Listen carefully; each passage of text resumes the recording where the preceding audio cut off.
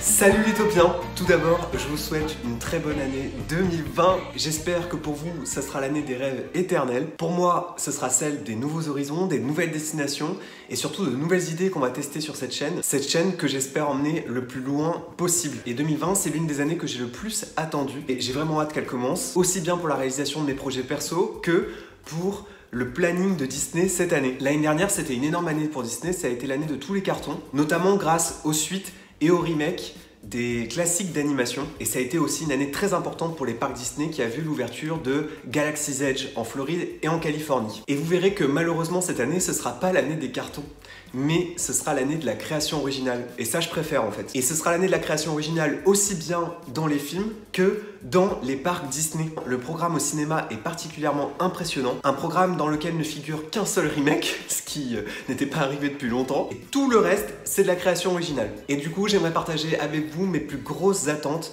pour cette année Disney 2020. Et j'aimerais commencer par ma plus grosse attente. Ce n'est ni un film, ni une attraction.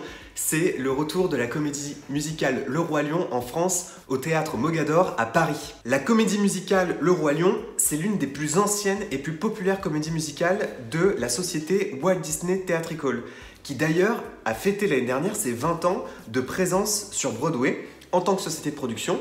Et à l'époque où cette société a démarré sur Broadway, pas grand monde y croyait et tout le monde trouvait que c'était une façon de rendre plus cheap la comédie musicale, donc Disney avait une place à se faire qui n'était pas facile. Et vous le savez, Le Roi Lion avait déjà été présenté en France entre 2007 et 2010, ce qui avait attiré plus d'1 million de spectateurs. C'est un énorme carton, à côté duquel je suis complètement passé. J'ai fait pourtant plusieurs voyages à New York et à Londres, et à chaque fois, lors de ces voyages, il était prévu en principe que je voie Le Roi Lion. À la place, j'ai vu des comédies musicales comme Mamma Mia ou comme Waitress, et quand je suis arrivé pour faire mes études à Paris, c'était La Belle et la Bête qui était jouée au théâtre Mogador, donc j'ai jamais eu la chance de le voir, et pourtant, j'ai essayé plusieurs fois de le voir, donc je n'aurai aucune excuse en septembre 2020 quand il sera de retour au théâtre Mogador pour aller le voir, et c'est clairement ma plus grosse attente cette année. J'en profite du coup pour faire le lien avec la saison du Roi Lion et de la Jungle qui sera de retour à Disneyland Paris, qui est véritablement la seule saison que j'attends cette année. C'est peut-être d'ailleurs pas la meilleure saison du parc, mais elle propose 2 spectacles qui sont des spectacles exclusifs des parcs Disney que je trouve absolument géniaux, notamment le spectacle en salle Le Roi Lion qui est une façon de revisiter la comédie musicale. Et je trouve que pour des spectacles en salle dans des parcs Disney, c'est des vraies pépites ces spectacles et j'ai vraiment hâte de les revoir. Autre énorme attente cette année, et on en a déjà beaucoup parlé sur cette chaîne, c'est l'arrivée de Disney+ en France. Alors vous le savez, j'ai déjà Disney+, mais j'ai la version US. Le 31 mars, vous pourrez avoir Disney+ grâce à votre abonnement à Canal+, ou si vous avez des PC ou des smartphones, vous pourrez télécharger l'application normalement. Et j'ai hâte notamment de pouvoir comparer les différences entre les contenus américains et les contenus français, et j'ai hâte de voir si on aura quelques exclusivités, notamment par exemple les Miyazaki qui en France sont distribués par la Walt Disney Company, et de voir aussi s'il y aura par exemple un peu de création européenne et française. Je pense notamment à des séries sur Disney Channel comme Léna rêve d'étoiles ou Miraculous, et je pense aussi à d'autres films des productions françaises qui avaient été sortis par la Walt Disney Company en France. Et maintenant parlons des films, parce que vous l'avez compris, j'avais vraiment envie beaucoup d'en parler. Comme je disais tout à l'heure, cette année le programme il est absolument fou, avec quasiment que de la création originale, sauf un remake. Et ce remake, ce sera celui de mon classique d'animation préféré, Mulan. Et il n'est même pas déjà sorti qu'il y a beaucoup de polémiques autour de ce film. La réalisatrice a décidé de retirer les musiques et a fait de Mushu une sorte de phénix. Donc il y a déjà des partis pris artistiques qui font parler. Et moi, en réalité, ça me plaît beaucoup. J'aime quand les remakes s'éloignent du classique d'animation et explorent de nouvelles pistes visuelles, musicales. J'aime quand ça colle pas 100% au classique d'animation, sinon ça n'a pas d'intérêt et ça donne un film comme Le Roi Lion d'une platitude incroyable. Ensuite, parlons de l'animation. Cette année, Pixar ne va présenter aucune suite et à la place, ils vont présenter 2 créations originales. Donc il y a 2 Pixar qui vont sortir cette année. Le premier film s'appelle En Avant. Il va raconter l'histoire de 2 frères qui partent sur les traces du passé de leur père dans un monde fantastique, mais qui a largement évolué, voire un peu dévié. On dirait un mélange de Wall-E et un peu de Monstres et compagnie, mais un peu crade. Mais ce que j'attends surtout chez Pixar cette année, c'est le film Soul. C'est un film un peu dans la veine de Vice Versa, qui sortira en juin, et qui raconte l'histoire d'un homme qui, juste après avoir réalisé son rêve de devenir musicien jazzman, va mourir soudainement.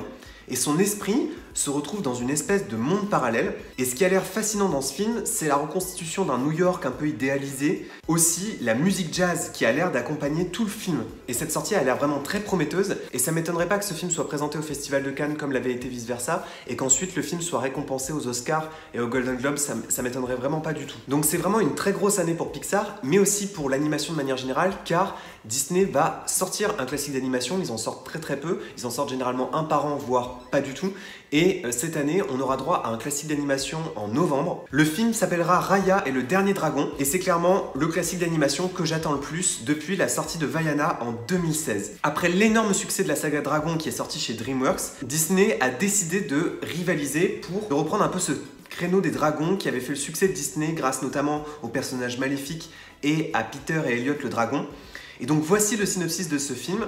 Dans un pays appelé Kumandra, divisé en 5 régions différentes, une guerrière, qui est donc Raya, qui porte le nom du film, recherche le dernier dragon du monde. Donc il s'agit de la création d'un tout nouvel univers hyper fantastique, et c'est justement le producteur de Vaiana qui va s'en charger, et j'espère qu'on pourra justement se plonger dans un univers musical un peu mystique, comme dans Vaiana. Vraiment, Soul et Raya sont vraiment, à mon avis, les 2 rendez-vous de l'animation cette année qu'il faut vraiment pas rater. Mais revenons maintenant au studio live, et là, c'est clairement ma plus grosse attente pour le live cette année. Disney va revenir à des très vieux projets, après Haunted Mansion, après Tomorrowland, après évidemment Pirates des Caraïbes, après les Country Bears aussi. Disney a décidé de recommencer, de réadapter ses grandes attractions des parcs Disney en film. Et cette année, c'est mon attraction préférée des parcs américains qui va être adaptée. Il s'agit de Jungle Cruise. C'est une attraction dont j'ai déjà beaucoup parlé sur cette chaîne. Il s'agit d'une balade en bateau sur des rivières d'Asie et d'Afrique et aussi d'Amérique du Sud. Le film sortira en juin et met en vedette en plus une de mes actrices préférées, Emily Blunt, que j'avais trouvée magistrale dans Le Retour de Mary Poppins, et qui jouera aux côtés de The Rock, que j'apprécie aussi beaucoup et que j'avais trouvé très drôle dans le nouveau Jumanji, il y a quelques années. Le synopsis du film a l'air très similaire à celui qui a inspiré la création de l'attraction, qui raconte la rencontre entre une scientifique anglaise qui rencontre en fait un capitaine de bateau qui a l'habitude de vivre là et de naviguer. Et l'essentiel de l'aventure va se dérouler sur ce bateau. Et l'énorme problème avec Jungle Cruise, c'est qu'à mon avis en France, ça va peut-être faire un flop en fait. Et c'est ça qui est dommage parce que en France, à Disneyland Paris, on n'a pas l'attraction de Jungle Cruise, donc il faudra le vendre comme un film d'aventure en plus, avec The Rock qui ne fait que des films d'aventure, donc peut-être que ce sera dur à positionner, surtout qu'il y a Soul, le Pixar, qui va sortir le même mois. Donc ça va être dur, mais aux États-Unis, je doute pas du tout du carton de ce film parce qu'il a l'air d'avoir le même humour qu'il y a dans l'attraction et qui avait été justement rajouté par Mark Davis, l'imaginaire dont on avait déjà parlé dans une autre vidéo. Et donc je le sens très prometteur et j'ai l'impression que ça va être une pépite d'humour et d'aventure comme j'aime vraiment pour les lives Disney, un peu comme dans les Pirates des Caraïbes en fait. Et j'espère vraiment que le public en France va être réceptif. En tout cas, j'espère que ça va redonner une seconde vie à cette attraction qui est une très vieille attraction des parcs Disney qui était présente à l'ouverture des parcs. Alors dans la liste des autres films, il y a aussi Artemis Fowl qui sera une adaptation d'un roman pour adolescents qui a été repoussé et qui à mon avis va être un flop monumental. Ça sortira en mai. Il va y avoir aussi 2 Marvel, dont un que j'attends particulièrement, c'est Black Widow, qui sera incarné par Scarlett Johansson. Et je n'arrive même pas à comprendre pourquoi elle n'a pas eu son film bien avant Captain Marvel. C'est quand même à mes yeux la véritable First Avengers, puisque c'est elle qui est chargée d'unir le groupe en 2012 dans le premier Avengers, et c'est encore elle qui unit à nouveau le groupe en 2018 pour Endgame. Et en plus, je trouve qu'à chaque fois que son passé refait surface dans les Avengers, dans des visions, je trouvais ça assez fascinant. Donc j'ai vraiment hâte de me plonger dans l'ambiance de la Russie et de comprendre comment elle s'est endurcie pour devenir l'une des meilleures Avengers. Il y a aussi l'arrivée d'Angelina Jolie dans l'univers Marvel cette année, qui va incarner une Éternelle dans un film du même nom. Alors moi je connais pas bien l'univers d'Eternals, apparemment les Éternels c'est une espèce dérivée de l'homme qui est censé protéger la planète de ce qu'on appelle des déviants. Et cette année Marvel a assez peu de films, donc deux créations originales, et surtout 2 héros féminins, et Black Widow qui est un de mes personnages préférés dans les Avengers, donc vraiment hâte de voir ce que ça donne. Et j'en profite pour dire que, à nouveau cette année, la saison des super-héros Marvel sera de retour à Disneyland Paris. Vous savez que moi c'est pas une saison que je porte très haut dans mon cœur, mais du coup j'en profite pour vous le dire quand même. Ce qui m'amène à vous parler maintenant des parcs Disney. Cette année dans les parcs Disney, il y a assez peu de choses.